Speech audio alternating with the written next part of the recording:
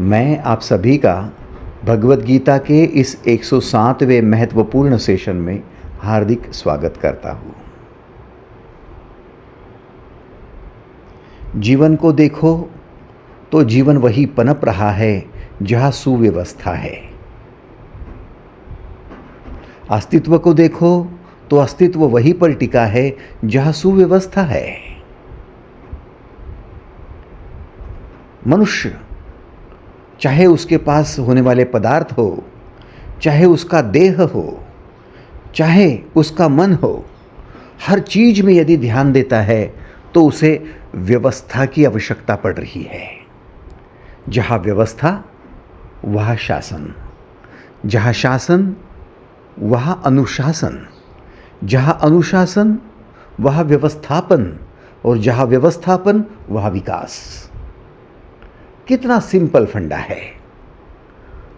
इस विश्व में दो प्रकार के लोग दिखाई पड़ते हैं, जिनको लगता है कि हमारा जन्म संयोग से हुआ है, एक्सीडेंट से हुआ है।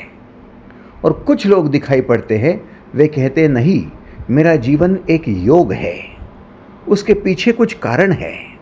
मेरा जन्म हुआ है तो कुछ कारण के लिए, कुछ प्रयोजन है, मेरा एक गंतव्य है, मुझे वहाँ तक जाना है, पहुँचना है। तो कुछ लोग योग को मानने वाले, कुछ लोग संयोग को मानने वाले हैं। संयोगवश जो कुछ होता है उसे एक्सीडेंट कहा जाता है। संयोगवश अचानक से जो कुछ दिखाई पड़ता है, होता है, उसे हम एक्सीडेंट कहते हैं। कि हम जा रहे थे और संयोगवश लैंडस्लाइड हो गई और सारा मलबा हमारे कार के ऊपर, मरते मरते बच गए। संयोगवश अचानक बाढ़ आ गई और गांव के गांव बह गए। संयोगवश तूफान आते हैं, संयोगवश भूकंप होते हैं। संयोग का मतलब ही एक्सीडेंट है। तो लोग कहते हैं कि जीवन बार बार अपघातग्रस्त होता है। कुछ लोगों के नाते बिगड़ते हैं, रिश्ते बिगड़ते हैं, लोग कहते संयोग है। लोगों के जीवन में उनकी नौकरी चली जाती है, संयोग है। बॉस अच्छा नहीं था, लोग अच्छे नहीं थे, वातावरण अच्छा नहीं था, पड़ोसी ठीक नहीं थे, नसीब ठीक नहीं था, सारे संयोग की बातें हैं। जो मनुष्य संयोग पर विश्वास करता है उसके जीवन में बार बार अपघात होते रहते हैं। अपघातग्रस्त मनुष्य है, एक्सीडेंटल पर्सन है। लेकिन जो मनुष्य योग पर विश्वास करता है, जो कहता है कि मेरा जन्म विशिष्ट कारण के लिए है, मेरा प्रयोजन उसके पीछे कुछ है, गंतव्य कुछ है, वहाँ पहुँचना है, चाहे कितनी विघ्न आए, चाहे बाधाएं आए, चाहे कितनी प्रतिकूलता हो, लेकिन मुझे तो अटल रहना है मेरे उस निर्धार पर, निश्चय पर। और उसी के लिए मैं चलता रहूँगा, चलता रहूँगा, चलता रहूँगा, चरैवेति चरैवेति। और ये योग ईश्वरीय योग शक्ति है, ऐसा उसका मानना है, उसकी धारणा है। ईश्वरीय योग शक्ति क्या है? ये जगत केवल वस्तुओं का समूह ही नहीं है, वस्तुओं को पिरोने वाला धागा, बंध,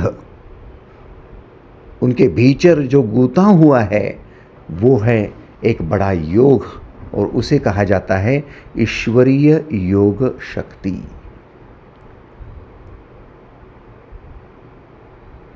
एक छोटा सा परिवार आपका, उस परिवार के लिए आपको सुव्यवस्था की आवश्यकता होती है। घर में बड़े हैं, बूढ़े हैं, छोटे हैं, बच्चे हैं, सबको लेकर चलना है तो सुव्यवस्था की आवश्यकता है, अनुशासन की व्यवस्था है। फिर जाकर आपके घर में शांति है, प्रगति है, विकास है। तो जैसे आपके घर को लागू है, परिवार को लागू है अनुशासन, सुव्यवस्था, वैसे ही आप जिस कस्बे में, मोहल्ले में रहते हो, कॉलोनी में रहते हो, उसको भी लागू है। आप जिस शहर में रहते हो उसका भी अनुशासन, उसकी भी सुव्यवस्था आवश्यक है। फिर देखा जाए तो जिस राज्य में रहते हो, जिस देश में रहते हो, उसकी भी व्यवस्था, उसका भी अनुशासन। फिर जिस खंड में रहते हो, जिस पृथ्वी पर रहते हो, ग्रह पर रहते हो, वहाँ भी सुव्यवस्था की आवश्यकता है। जिस जगत में रहते हो, ब्रह्मांड में रहते हो, वहाँ भी सुव्यवस्था की आवश्यकता है। तो इसका मतलब जब तक और जहाँ जहाँ सुव्यवस्था है, वहाँ वहाँ जीवन में शांति है, प्रगति है, विकास है। और ये संपूर्ण ब्रह्मांड में विकास हो रहा है, प्रगति हो रही है और शांति का पक्ष लिया जा रहा है। इसका मतलब संपूर्ण ब्रह्मांड इस व्यवस्थापन के लिए बना है, व्यवस्थापन से बना है, और उसी को कहते हैं ईश्वरीय योग शक्ति। ईश्वर कहाँ है? व्यवस्थापन में है। ईश्वर कहाँ है? सुव्यवस्था में है। ईश्वर कहाँ है?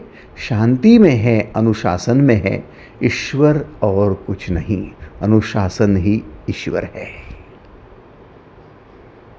ये है राजविद्या, और ये समझाई गई 9वें अध्याय अर्थात राजविद्या राजगुह्य योग के 5वें श्लोक में।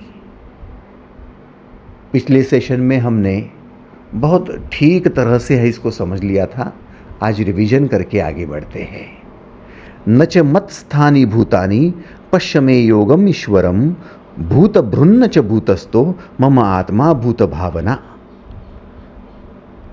हे अर्जुन, मेरी ईश्वरीय योग शक्ति को देख कि सर्वभूतों का धारण पोषण करने वाला और भूतों को उत्पन्न करने वाला मेरा आत्मा वास्तव में भूतों में स्थित नहीं है।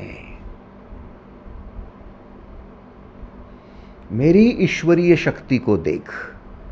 ईश्वरीय योग शक्ति का मतलब है व्यवस्थापन को देख। व्यवस्थापन थोड़ा सा बिगड़ जाता है, प्रकृति फिर से व्यवस्थापन के लिए लग जाती है। अगले ही क्षण भूकंप आने दो, बाढ़ आने दो। जैसे ही बाढ़ चली जाती है, संपूर्ण सृष्टि फिर से व्यवस्था के लिए लग जाती है।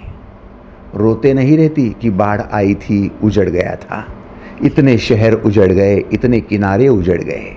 नहीं, उसी क्षण व्यवस्था के लिए लग गई। ये ईश्वरीय योग शक्ति है। भूकंप आता है, सब कुछ बिखर जाता है, फिर से अगले ही क्षण संपूर्ण सृष्टि अपने व्यवस्थापन के लिए, अनुशासन के लिए लग जाती है। तो संयोग से तो कभी कभार कुछ घटता है, लेकिन योग से हमेशा के लिए व्यवस्थापन होते रहता है। संयोग से बिजली चमकती है, योग से सूर्य का प्रकाश मिलते रहता है। जो लगातार होता है, कंसिस्टेंटली होता है, उसे योग कहा है। अचानक से घट जाता है, उसे संयोग कहा जाता है।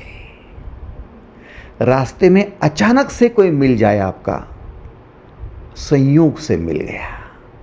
आपने आशा भी नहीं की थी और वो मिल गया। और आपके परिवार के सदस्य आपके साथ दिन भर। योग है। इसीलिए योग साधा जाता है, संयोग हो जाता है। योग साधना, संयोग साधना नहीं करनी पड़ती भाई साहब। एक्सीडेंट की कोई साधना नहीं है। एक्सीडेंट, संयोग, अचानक से होना, कोई साधना नहीं पड़ता। कभी कभार हो जाए, योग साधना पड़ेगा। इसलिए अध्यात्म कहता है योग साधना करो। और योग साधना का मतलब है सुव्यवस्थापन करो। उसका मतलब है अनुशासित रहो। उसका मतलब है शांति को महत्व दो। तभी योग साधा जाएगा। अब ईश्वरीय योग शक्ति को देखो। अनेक वस्तुओं का समूह, जिन वस्तुओं के समूह को अनुशासित करने के लिए, एक संध करने के लिए एक धागे में पिरोया जाता है, उसका नाम है विचार। जैसे आपके हाथ है, पैर है, आंखें हैं, कान है, मुख है, नासिका है, हृदय है, फेफड़े है, अन्न पाचन करने के लिए आते हैं, कई सारी तो वस्तुएं हैं, लेकिन इन सबको एक संध कौन करके रख रहा है? आपका विचार। एक विचार क्या निर्माण होता है और आंखें वहीं पर गड़ जाती है, कान वहीं लग जाते हैं, हाथ वहीं पर आगे बढ़ते हैं, पैर वहीं चल जाते हैं, हृदय उसी के लिए धड़कता है। कहने का मतलब है एक विचार इन सारे वस्तुओं के समूह को जोड़ देता है।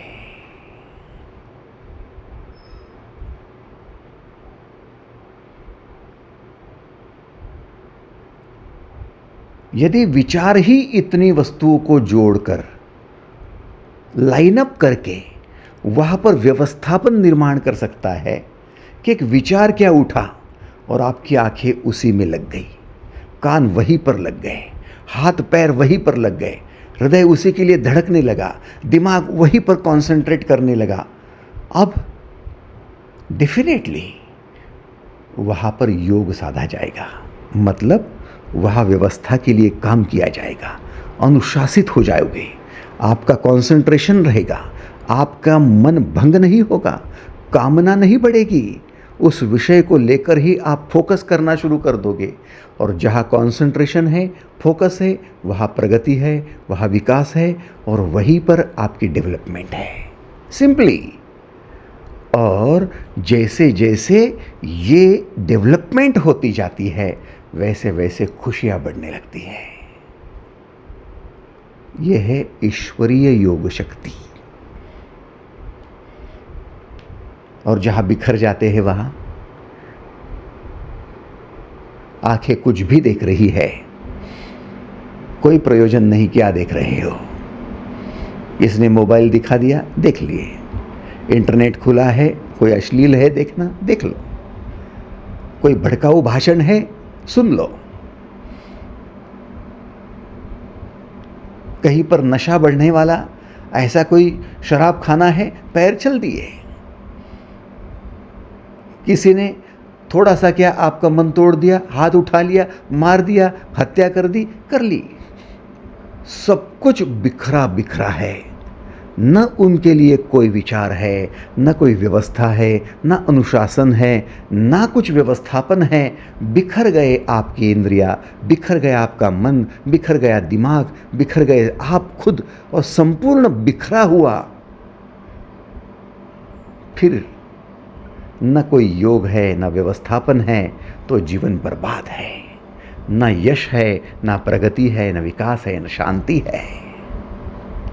सिंपल है, तो वह ईश्वरीय योग शक्ति का अभाव है, और अभाव के कारण आप सम्राट नहीं बन सकते। सम्राट बनने का मतलब है आप 100% अनुशासित बन गए।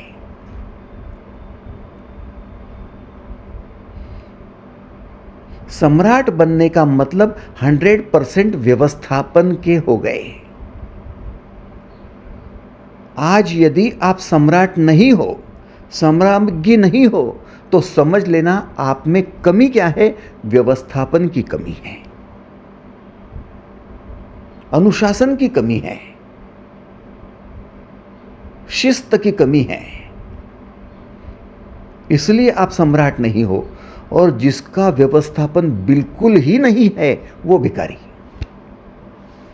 वो पैसे से भिखारी, विचारों से भिखारी, दिमाग से भिखारी, हर चीज में भिखारी है, भिखमंगा है। कोई व्यवस्थापन नहीं उसके पास, कोई अनुशासन नहीं उसके पास। और फिर वही रास्ते का भिखारी जब अनुशासित हो जाए, सुव्यवस्था के लिए निकल पड़े, तो फिर उसे भीख मांगना नहीं पड़ता, फिर वो फोकस करना शुरू करता है, कॉन्सेंट्रेट करने लगता है। फिर उसके हाथ, उसके पैर, उसका दिल, उसका दिमाग सब एक जगह लग जाता है, तो अपने आप कुछ बनने लगता है और वो योग साधने लगता है। कुछ बनने को हम कहते हैं योग साधा गया, बन गया, योगी हो गया। अब न उसके लिए किसी को भीख मांगने की ज़रूरत है, न उसको किसी से भीख मांगने की ज़रूरत है। धीरे धीरे उसका विकास होते होते होते, प्रगति होते होते वो एक सम्राट के पद पर पहुंचता है। कई बार आप न्यूज़पेपर में पढ़ते हो, कई बार आप न्यूज़ सुनते हो कि बस उसके पिता तो रास्ते पर चने बेचते थे और ये आईएएस ऑफिसर बन गया, उसकी माँ तो कचरा इकट्ठा करती थी और वो आईपीएस ऑफिसर बन गई, उसने डॉक्टरेट कर लिया। क्या बात है। जब पिता एक सर्वसाधारण जी रहा है जीवन, तो फिर बेटा इतना महान कैसे हो गया, सम्राट पद तक कैसे पहुंच गया? मतलब एक है, उसने अनुशासन को, सुव्यवस्था को महत्व देना शुरू कर दिया। यही है ईश्वरीय योग शक्ति। कितने बार मंदिर में जाते हो, कितने बार मत्था टेकते हो, कितने बार मस्जिद में जाते हो, कितने बार नमाज अदा करते हो, कितने बार आप चर्च में जाते हो, कितने बार आप प्रार्थना करते हो, गुरुद्वारा में जाते हो, कितने बार आप ग्रंथ पढ़ते हो, उससे ज़्यादा महत्व है जीवन को कितना व्यवस्थित करते हो, अनुशासित करते हो, क्योंकि ईश्वरीय योग शक्ति वहाँ छुपी है। उसी में प्रगति है, उसी में विकास है। कितने लोगों को ये स्वीकार है? हाथ ऊपर करेंगे। धन्यवाद, थैंक यू। तो संपूर्ण विश्व किसी भी प्रकार से संयोग नहीं है, आपका जन्म संयोग नहीं है। आपका जन्म हुआ तो विशिष्ट कारण लेकर। जैसे एक छोटे से बीज को आप धरती में बो दो, उपजाऊ जमीन मिलते ही उस बीज से अंकुर निकलता है, वृक्ष बनता है, और उस वृक्ष को फल जब लगते हैं तो जो बीज था उसी बीज के अनंत फल लग जाते हैं। एक छोटे से बीज में अनंत फलों की संभावना छुपी थी। अब ये संभावना प्रकट हो गई। अप्रकट बीज से प्रकट फल निर्माण हो गए, प्रकट वृक्ष निर्माण हो गया। उस बीज को तोड़ो भला, टुकड़े करके देखो, उसमें वृक्ष दिखता है क्या? उसमें वृक्ष दिखता है क्या? नहीं दिखता। वृक्ष की टहनियाँ दिखती है? नहीं। छोटी से छोटी तो देखो। आप कहेंगे भाई माइक्रोस्कोप में देखने को मिल जाए, एक्सरे मशीन में मिल जाए, स्कैन करते हैं बीज का, उसमें मिल जाए, लेकिन आप कितना भी स्कैन करो उसमें ना टहनी मिलती है, ना उसमें जड़ें मिलती है, ना फल मिलते हैं। उस बीज में कुछ भी नहीं, सब अदृश्य है। लेकिन उसी बीज से वो दृश्य निर्माण हो जाता है।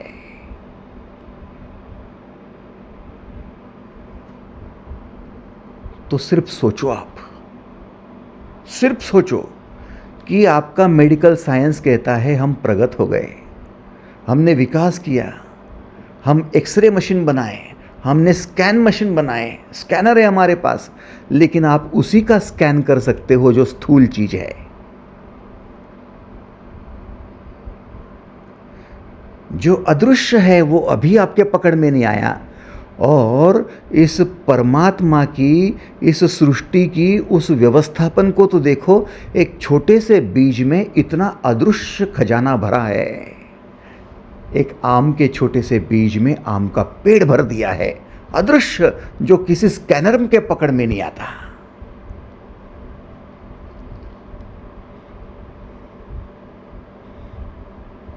उस अदृश्य से ये दृश्य निर्माण होता है।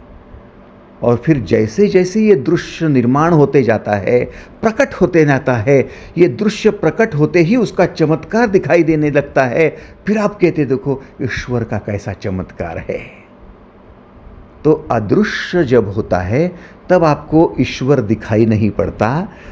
ये अदृश्य से जब दृश्य निर्माण होने लगता है तब उसका ऐश्वर्य प्रकट होने लगता है, तब जाकर आपको ईश्वर की प्रतीति आने लगती है।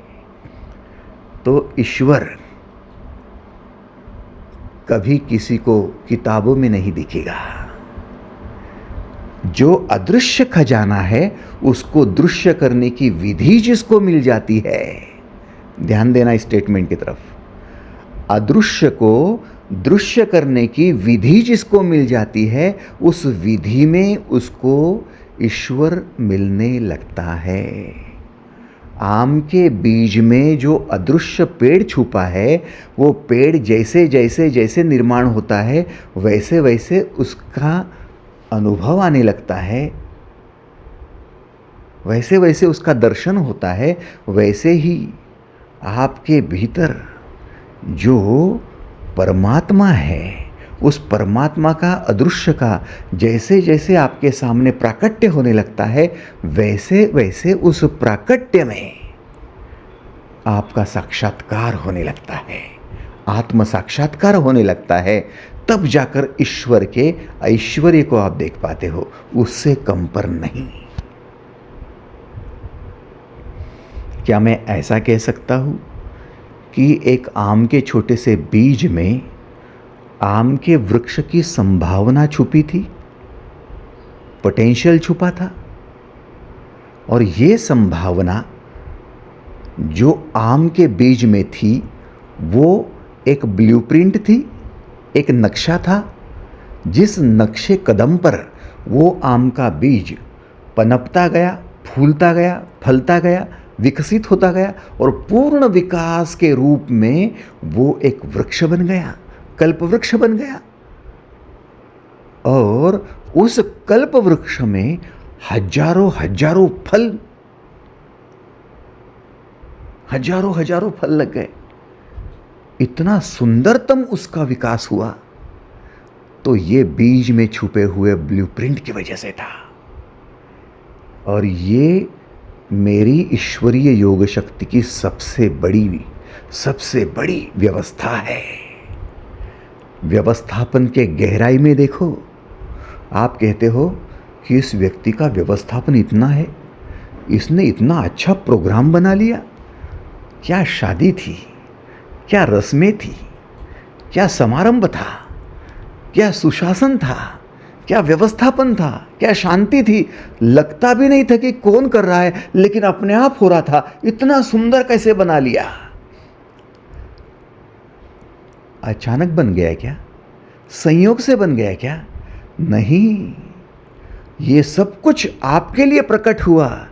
उनकी शादी में आपको सब कुछ अनुभव आया, लेकिन उसके ब्लूप्रिंट उनके भीतर पहले से तैयार हो गई थी। उस नक्शे कदम पर वो दिमाग काम कर रहा था, वो मन काम कर रहा था, वो इंद्रियां, वो हाथ पैर काम कर रहे थे, वो लोग काम कर रहे थे, और वैसा समारंभ आपके सामने प्रस्तुत हो रहा था। आप समझ रहे हो? ये ब्लूप्रिंट है। तो ये परमात्मा की ब्लूप्रिंट को देखो तो। छोटे से आम के बीज में ब्लूप्रिंट छुपी है, तो इतना बड़ा ये विश्व और विश्व की सुंदरता को जिसको देखकर हम अचंभित हो जाते हैं, उसके ब्लूप्रिंट, बिना ब्लूप्रिंट इतना व्यवस्थापन कैसे होगा? सोचो आप।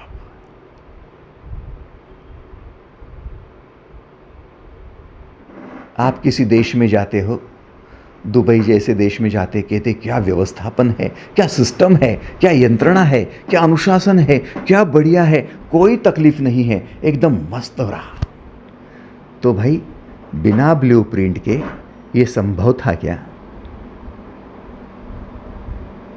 तो ये संपूर्ण ब्रह्मांड बिना ब्लूप्रिंट के हो सकता है क्या? यही है व्यवस्थापन का सबसे बड़ा गहरा राज। राज विद्या जिनको सीखनी है उनको सबसे पहले ये समझना होगा कि भविष्य जो निर्माण करना है वो भविष्य तो भले ही बाद में निर्माण होगा, सबसे पहले उस भविष्य की ब्लूप्रिंट भीतर उतार दो।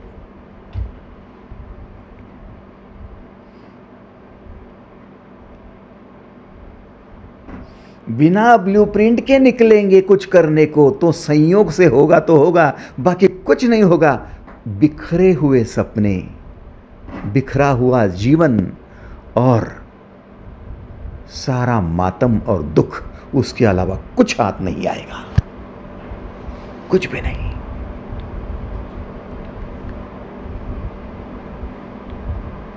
क्या कहते हैं भगवान श्री? आओ राज विद्या राजगुह्य योग के 6ठे अध्याय में प्रवेश करो, 6ठे श्लोक में प्रवेश करो। यथाकाश स्थितो नित्यम वायु सर्वत्र गो महान तथा सर्वाणि भूतानि मतस्थान इत्युपधारय। जैसे आकाश से उत्पन्न सर्वत्र विचरने वाला महान वायु सदा आकाश में स्थित है, वैसे ही संपूर्ण भूत मुझ में ही स्थित है। मैं इतना बड़ा विशाल आकाश हूं कि सभी भूत मुझ में स्थित है। मैं इतना बड़ा व्यवस्थापन हूं कि सारी कुछ प्राकट्य मेरे में ही है।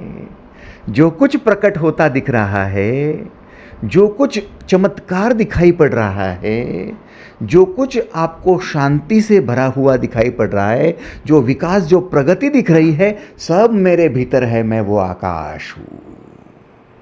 यथा आकाश स्थितो नित्यम वायु सर्वत्र गो महान। जिस वायु को महान कहते हैं, आपको लगता है ना कि इस महान वायु की वजह से जिंदा है, लेकिन मेरे भाई जिस श्वास आप लेते हो, श्वास छोड़ते हो, ये बिना आकाश के कोई संभव नहीं है। ये महान वायु भी मेरे भीतर है और उसकी बदौलत आपको जो देह मिली है, आपका जो विकास हो रहा है, आपके मकान, दुकान, वस्त्र, नाते, रिश्ते, ये सब कुछ मेरे भीतर है। किसके? व्यवस्थापन के भीतर है। तो ईश्वर को यदि भजना है, भक्ति करनी है, तो व्यवस्थापन की भक्ति करना शुरू कर दो, अनुशासन की भक्ति करना शुरू कर दो। आप समझ रहे हो? जितनी व्यवस्थापन, जितनी अनुशासन ज़्यादा, उतनी शांति ज़्यादा। और ईश्वर कहाँ होता है? शांति में या अशांति में? ओम शांति शांति शांति शांति। क्या है शांति? व्यवस्थापन का दूसरा नाम है शांति, अनुशासन का दूसरा नाम है शांति। ये आकाश के नीचे सब है और मैंने जैसी ब्लूप्रिंट बनाई है वैसा ही होता है। मैं इसका निर्माण करने वाला हूँ, मैं इसका पालन करने वाला हूँ। और ब्लूप्रिंट में थोड़ी गड़बड़ हो जाती है तो उसको नष्ट करके फिर उसको पुनर्निर्माण करने वाला हूँ। समझने की कोशिश करो। अभी ध्यान दो, ध्यान दो, मेरे स्टेटमेंट की तरफ ध्यान दो। मान लीजिए आपको एक प्रोजेक्ट पर काम करना है और आपकी प्रोजेक्ट की ब्लूप्रिंट तैयार हो गई, नक्शा तैयार हो गया, मैप रेडी हो गया, अब आप काम पर लग गए। तो एज पर मैप आपके एम्प्लॉयज़ काम करेंगे, एज पर मैप आपका दिमाग काम करेगा, सुपरवाइजर्स काम करेंगे, इंजीनियर्स काम करेंगे और एज पर मैप ये सारा इम्प्लीमेंटेशन होगा। यहाँ पर कोई इम्प्लीमेंटेशन करते करते गड़बड़ कर जाएगा तो उसको वहाँ से हटा दिया जाएगा। आप कहेंगे भाई किसी के घर का चूल्हा जल रहा था और आपने उसको वहाँ से हटा दिया, बड़ी ज्यादती कर दी। भाई वो अनुशासन में नहीं था इसलिए उसको हटाना आवश्यक था, बाकी सबके लिए। समझ रहे हो ना? रेल की पटरी बिछाना चालू है और एक आदमी गड़बड़ करता है, थोड़ा मेजरमेंट भी गलत हो जाए भाई साहब, तो पटरी का डिस्टेंस बढ़ जाए। मान लीजिए ब्रॉड गेज है और 1.67 मीटर वहाँ पर उसका डिस्टेंस है, मीटर गेज है, 1 मीटर का डिस्टेंस है आपके दो पटरियों के बीच में, और 1.67 की जगह 69 कर दिया, 70 कर दिया, तो क्या हम यात्रियों को मारेंगे? रेल की व्यवस्था खराब करेंगे? उसको हटाओ। वो गलती कर रहा है, पहले उसको तो समझाओ, नहीं समझता है तो हटाओ। हटाना भी मेरे अनुशासन का काम है। मैं दुर्योधन को हटाता हूं, ये भी मेरा काम है। समझ रहे हो? व्यवस्थापन के आड़ आने वाले हर एक व्यक्ति को दंडित करना, वहां से उसको निकालना, पुनर्जन्म में स्थापित करना और फिर से वहां पर उसको शुरुआत करने के लिए मौका देना, ये मेरा काम है। मैं वो आकाश हूं। यथाकाश स्थितो नित्यम वायु सर्वत्र गोमहान तथा सर्वाणि भूतानि मत्स्थान इत्युपधारय। आप कहेंगे कि मेरे साथ ऐसा कैसा हो रहा है? तूने गलती की ब्रूपीडी भीतर डाल दी है।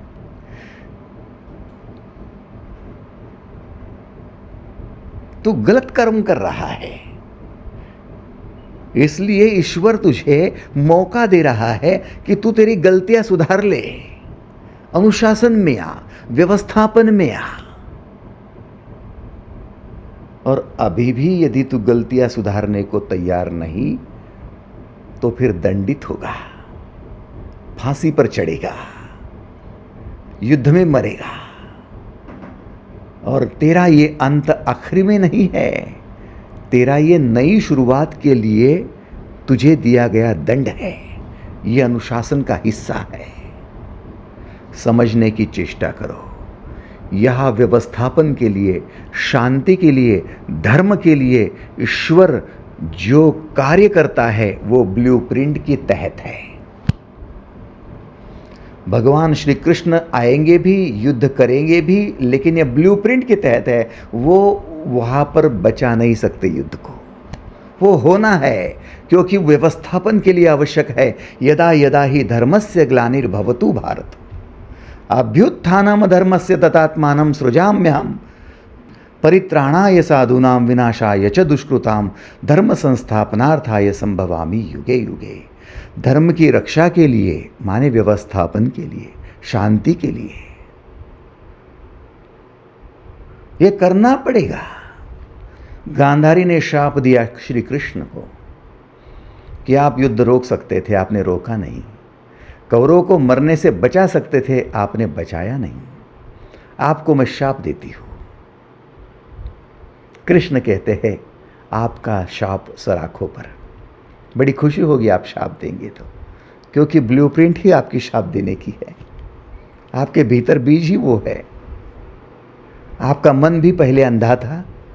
जब दुर्योधन और कौरव गलत काम कर रहे थे तब आंखों पर पट्टी थी, मोह के कारण, ममता के कारण, तब आपको दिख नहीं रहा था। अब ये दिख नहीं रहा है कि इस सृष्टि की व्यवस्थापन के लिए, राज्य की व्यवस्थापन के लिए ऐसे उद्दंड लोगों को मरना ही आवश्यक था।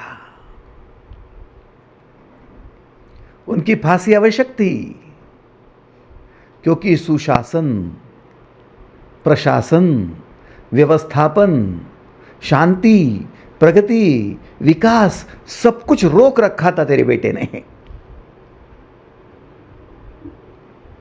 आप समझ रहे हो?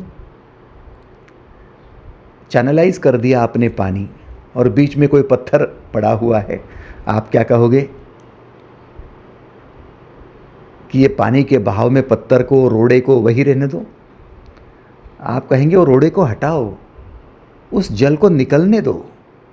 यदि जल रुक जाता है, उस पत्थर की वजह से रुक जाता है, तो जल का स्तर पीछे बढ़ जाएगा। पीछे बढ़ेगा तो बाढ़ आएगी, बाढ़ आएगी तो नुकसान होगा, और हजारों का नुकसान हम नहीं सह सकते। पानी का मार्ग फ्री कर दो, उस रोड़े को हटाओ, उस मार्ग को जो अवरोध करके रखा है उस अवरोध को हटा दो। तो भाई साहब, ये ईश्वर की योग शक्ति है इसमें गलतियां करने वालों को दंडित किया जाएगा, उन रोड़ों को, उन अवरोधों को हटाया ही जाएगा। इसलिए आप अपनी ब्लूप्रिंट संभालो मेरे भाई। आपने जो ठान रखी है गलत करने की, बुरा करने की, किसी पर षड्यंत्र करके उसका नुकसान करने की, ये सारी बातें भीतर से निकाल दो। ये निकाल देंगे तो फिर आप भी व्यवस्थापन की ब्लूप्रिंट लेकर चलेंगे और फिर आपका जीवन धन्य हो जाएगा। इसे कहते योग साधना। वालिया लुटेरी की पहली वाली ब्लूप्रिंट थी मारो, काटो, लूटो।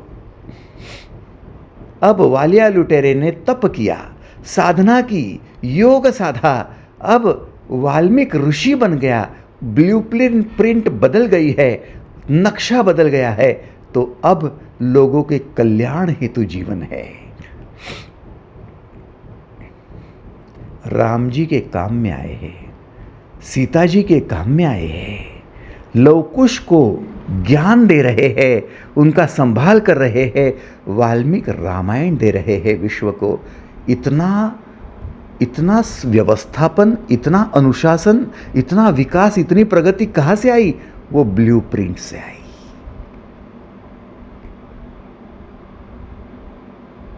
कितने लोगों को स्वीकार है? हाथ ऊपर करेंगे। धन्यवाद।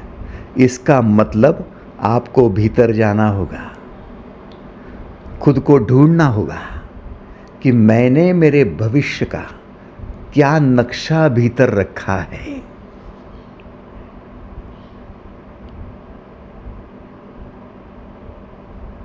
और फिर बता दूं, सारा व्यवस्थापन आपके विचार में यदि है, सारी अनुशासन की बातें यदि विचार में हैं, विकास प्रगति की बातें भीतर में हैं, विचार में हैं, तो उन विचारों की तरफ गौर करना सीख लो। जिस व्यक्ति ने खुद के विचारों को जान लिया, समझ लिया, परख लिया, वो व्यक्ति जागृत व्यक्ति कहलाता है, होशपूर्ण व्यक्ति कहलाता है। उसकी योग साधना होती है।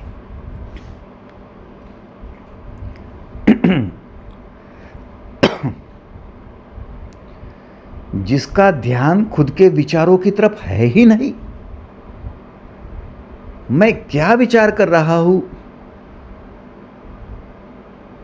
क्या उससे अच्छा निर्माण होने वाला है, भला होने वाला है, बुरा होने वाला है, शांति निर्माण होने वाली है, अशांति होने वाली है, झगड़े होने वाले हैं, विकास होने वाला है, क्या होने वाला है, मैं जब तक इसको देखता ही नहीं हूं, अनाप शनाप बोल देता हूं, अनाप शनाप करने निकल जाता हूं, विचारों के तहत अनाप शनाप देखने शुरू कर देता हूं, अनाप शनाप सुनना कर शुरू कर देता हूं, तो समझ लेना ब्लूप्रिंट ही खराब है।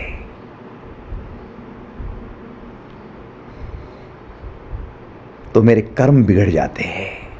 मेरे कर्म बिगड़ते हैं तो कर्म का सिद्धांत अटल है, और अटल सिद्धांत के अनुसार फिर आगे चलकर मेरा जीवन ध्वस्त होना निश्चित है।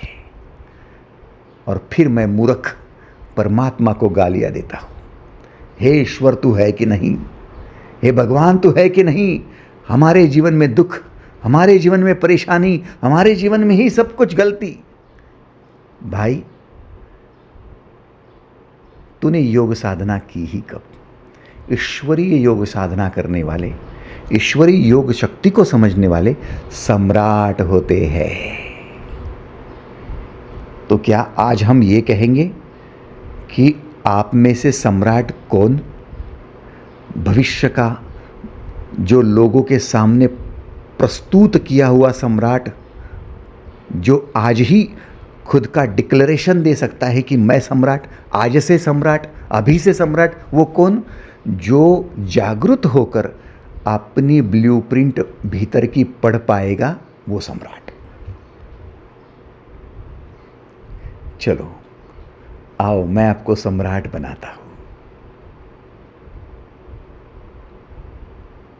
लोग तो आपके सम्राट पद को, आपके ऐश्वर्य को, आपके प्रगति को, विकास को, आनंद को, खुशियों को, आपके परम पद को बाद में देखेंगे, बाद में देखेंगे। आप खुद तो देख सकते हो, अपनी ब्लूप्रिंट पढ़ लो, जहाँ जहाँ गलतियाँ हैं वो ब्लूप्रिंट को सुधारो।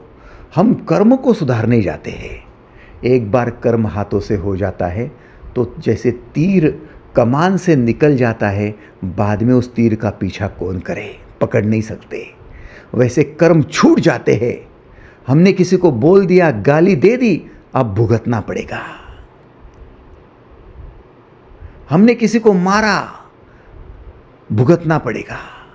हत्या कर दी, भुगतना पड़ेगा। लेकिन आज अभी इस ब्लूप्रिंट की तरफ देख लो, किसी की हत्या छुपी है क्या? किसी को मारना छुपा है क्या? षड्यंत्र छुपा है क्या? नुकसान छुपा है क्या? किसी को फंसाना है, किसी को लूटना है, बर्बाद करना है, क्या छुपा है? ब्लूप्रिंट को सुधार दो ना, नक्शे को सुधार दो ना, अपने आप प्रोजेक्ट डेवलप हो जाएगा। क्योंकि आगे चलकर गलतियां नहीं होगी। वालिया लुटेरा समझदार था, वाल्मीकि ऋषि बन गया। ब्लूप्रिंट को सुधारना योग साधना है।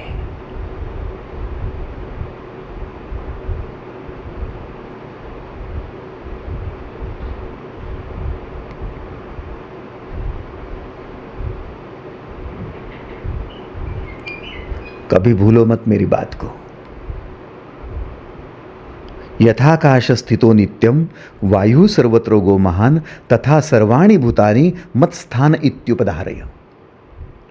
जैसे आकाश से उत्पन्न सर्वत्र विचरने वाला महान वायु सदा आकाश में ही स्थित है, वैसे ही संपूर्ण भूत मुझ में ही स्थित है।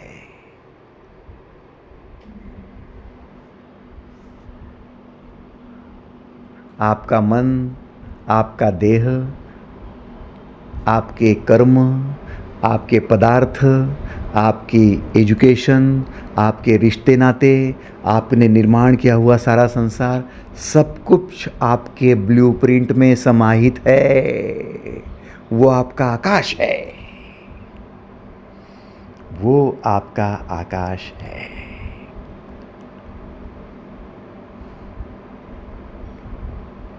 काश कि आकाश में बादल नहीं होते, काले काले बादल नहीं होते। काश कि आकाश में धुआं धुआं नहीं होता। काश कि आकाश स्वच्छ होता। सोचो सोचो सोचो, स्वच्छ निरभ्र आकाश कितना अच्छा लग रहा है। वैसे स्वच्छ निरभ्र ब्लूप्रिंट, कोई किसी के प्रति षड्यंत्र नहीं है, कोई किसी को लूटना नहीं है, काटना नहीं है, मारना नहीं है, पीटना नहीं है, नुकसान नहीं पहुंचाना है, अजात शत्रु बन जाना है। सबका कल्याण है, सबका भला है, सबकी शांति है, जियो और जीने दो धर्म है। सब कुछ आपके ब्लूप्रिंट में छुपा है। निरभ्र आकाश, कोई काले बादल नहीं, कोई धुआं धुआं नहीं।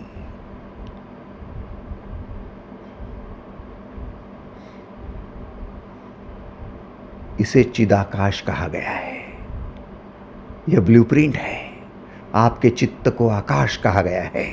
इसलिए चित्त को मैला न करो, साधना शुरू कर दो। राजविद्या है ये। राजविद्या का साधक अपने ब्लूप्रिंट को, बिगड़े हुए ब्लूप्रिंट को सुधारता है, रिवाइज करता है, अल्टर करता है और फिर एकदम से प्रॉपर ब्लूप्रिंट हैंडओवर करता है कि इसको लो, अब इसे इस नक्शे से प्रोजेक्ट बनाओ, अब आपकी फैक्ट्री बनाओ, अब मकान बनाओ, अब आपकी इमारत बनाओ। इसमें अब गलतियां नहीं के बराबर है।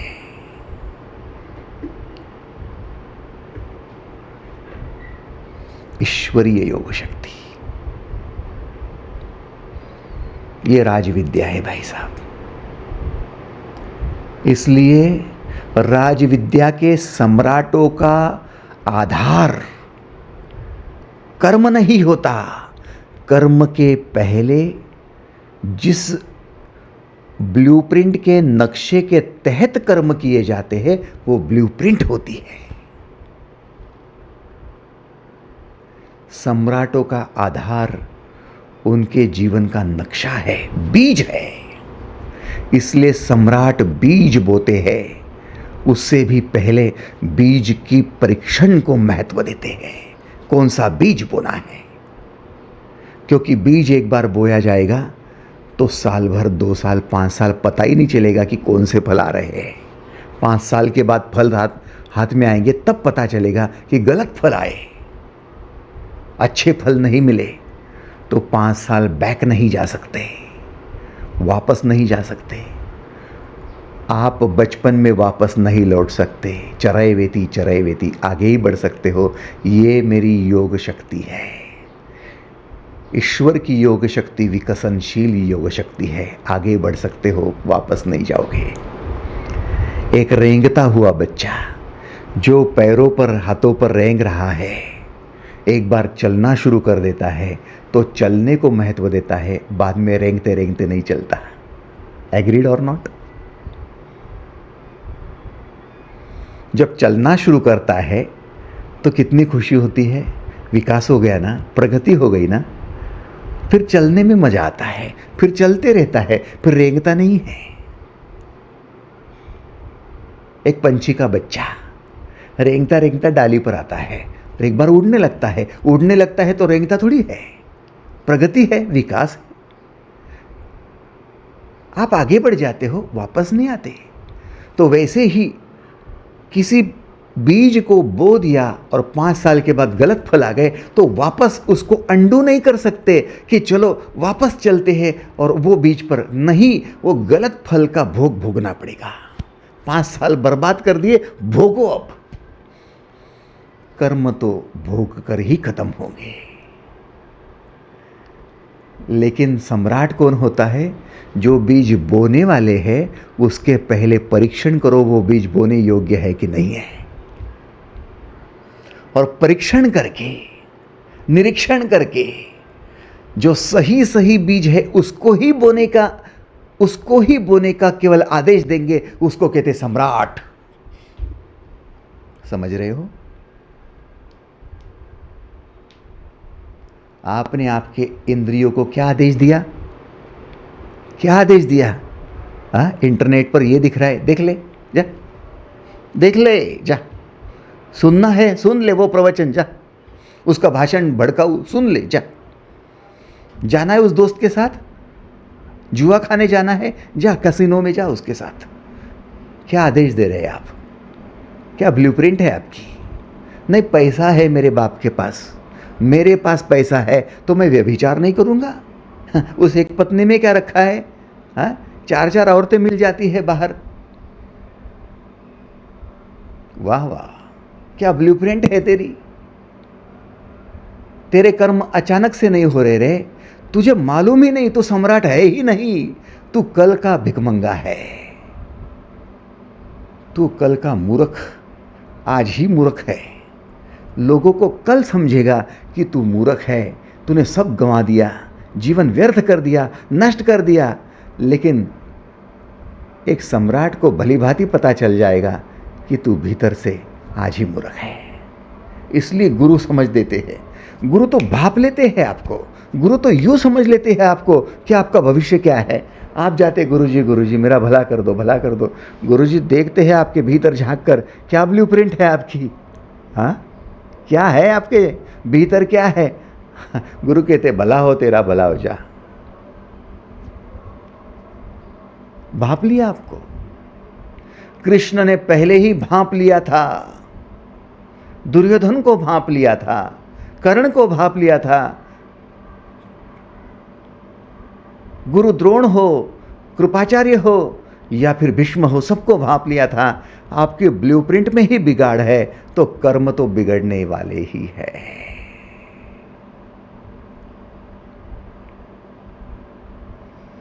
वही विदुर की ब्लूप्रिंट थी, साफ सुथरी। बोले मैं युद्ध नहीं करूंगा, किसी का पक्ष नहीं लूंगा, निष्पक्ष रह जाऊंगा।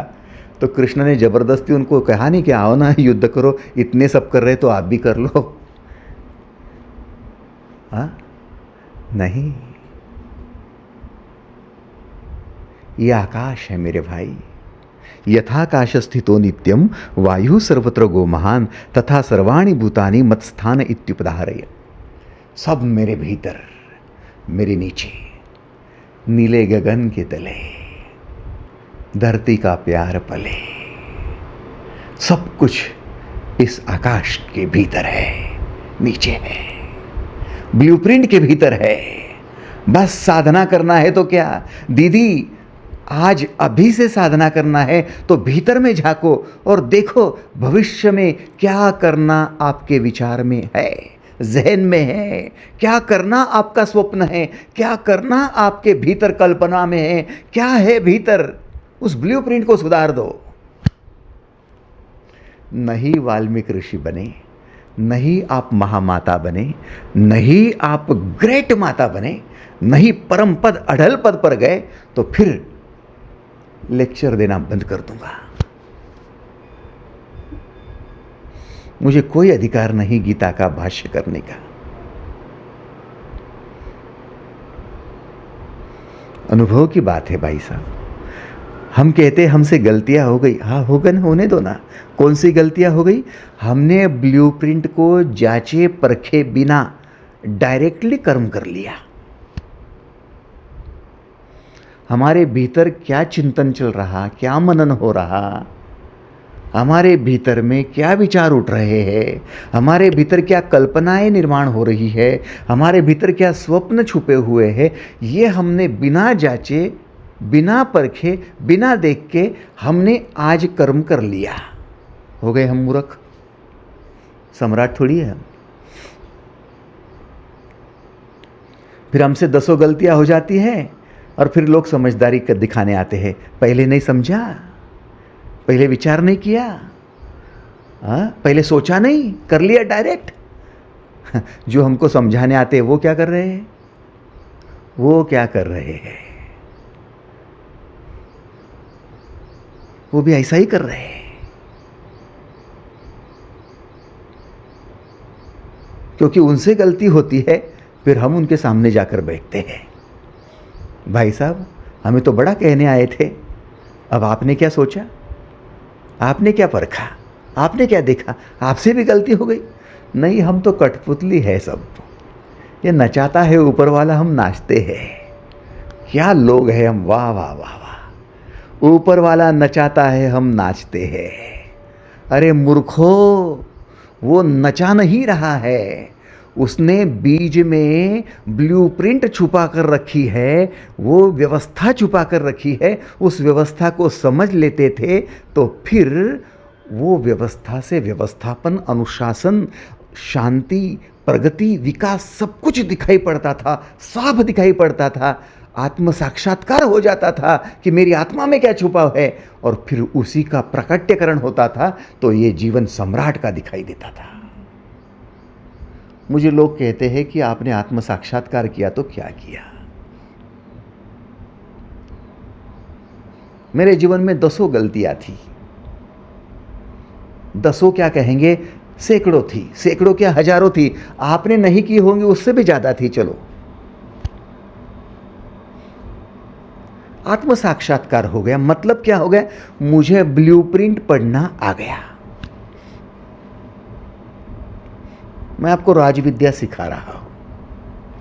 मेरे भीतर क्या विचार चल रहे हैं, क्या कल्पनाएं हो रही है, कौन सा मनन हो रहा है, चिंतन किस बात को लेकर हो रहा है, गहराई में धारणा कौन सी कर ली है, मान्यताएं कौन सी पकड़ ली है, सब बातों का लेखा जोखा ध्यान में धीरे धीरे सामने आने लगा। सब बातें एकदम से साफ हो गई, एकदम क्लियर पिक्चर दिखने लगा। जब भीतर गया तब एकदम से नक्शा खुल गया।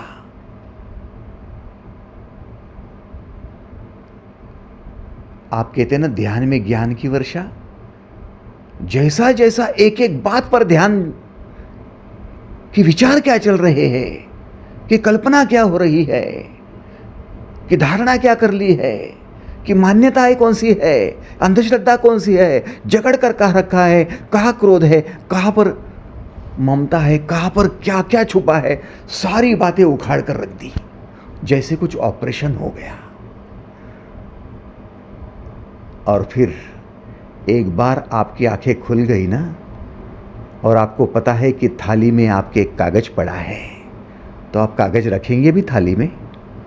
जिस थाली में भोजन करना है उस थाली में कागज रखेंगे? नहीं रखेंगे।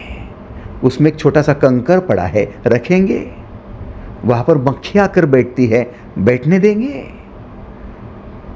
आप थाली को जितने सावधानी से, जितनी हिफाजत से रखोगे ना, क्योंकि वो आपका भोजन है, तो वैसे ही आत्म साक्षात्कार के समय एक एक विचार को, एक एक भावना को, एक एक धारणा को, एक एक मान्यता को, एक एक चिंतन को, सबको स्पष्ट रूप से देखते देखते जितने भी कंकर थे बीनना शुरू हो गया। जितनी भी मक्खियां थी उड़ाना शुरू कर दिया। साफ होने लगा सब कुछ। और वो शुद्ध भोजन जो मुझे परमात्मा ने परोस कर दिया था, वो प्रसन्नतापूर्वक, आनंदपूर्वक ग्रहण करने का एक सौभाग्य प्राप्त हो गया, और तब से ये सम्राट बन गया।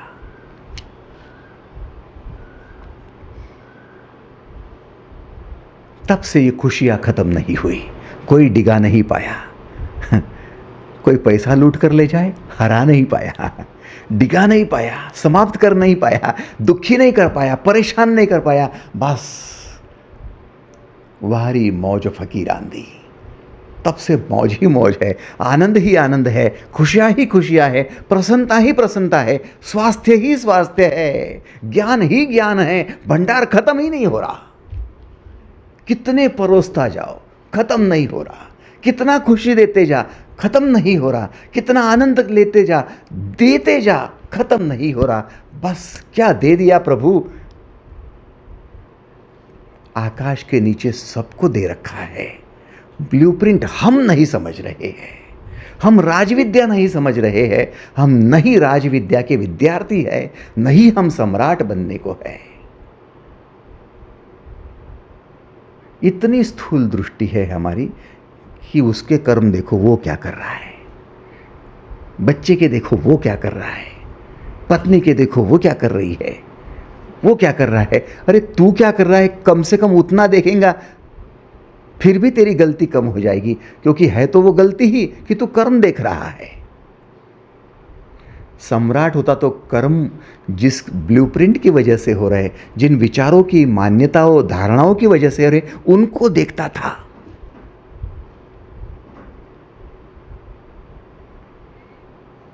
उनको देखता था। आत्म साक्षात्कार होना अपनी उस आकाश को देखना है, उस आत्मा को देखना है जिसके भीतर ये सब कुछ हो रहा है। यथाकाश स्थितो नित्यम वायु सर्वत्र गो महान तथा सर्वाणि भूतानि मत स्थान इत्युपधारय।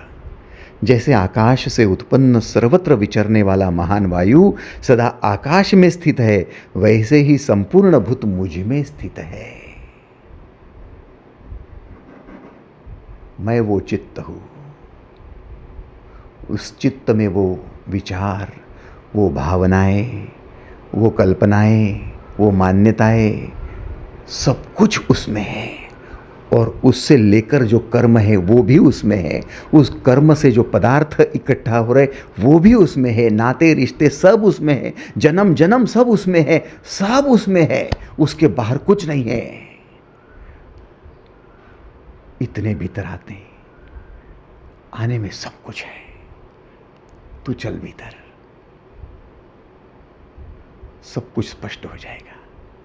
क्या आप तैयार हो इस राजविद्या के, इस महानतम ध्यान के लिए, योग साधने के लिए तैयार हो? तैयार हो तो एक बार हाथ ऊपर कर लो। धन्यवाद। गारंटीड आत्म साक्षात्कार हो जाएगा, गारंटीड। क्योंकि मुझे हो सकता है तो आपको नहीं होगा क्या?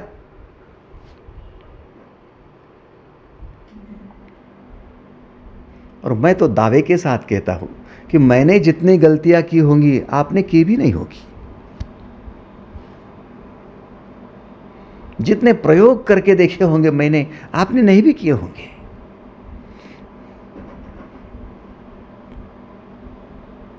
बस आत्म साक्षात्कार के लिए आप राज विद्या का हाथ पकड़ लो, थाम लो कृष्ण का हाथ, चलो कृष्ण लेकर चलो।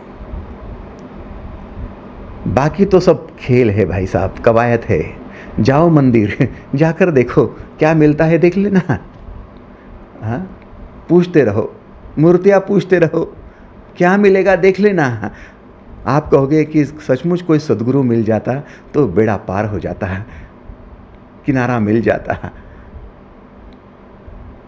तो रोने की आवश्यकता नहीं है, आज ही बता दूँ आपको, अनुभव से बता दूँ आपको, कृष्ण है आपके साथ में, आप चलो तो। आज के लिए बस इतना ही, धन्यवाद।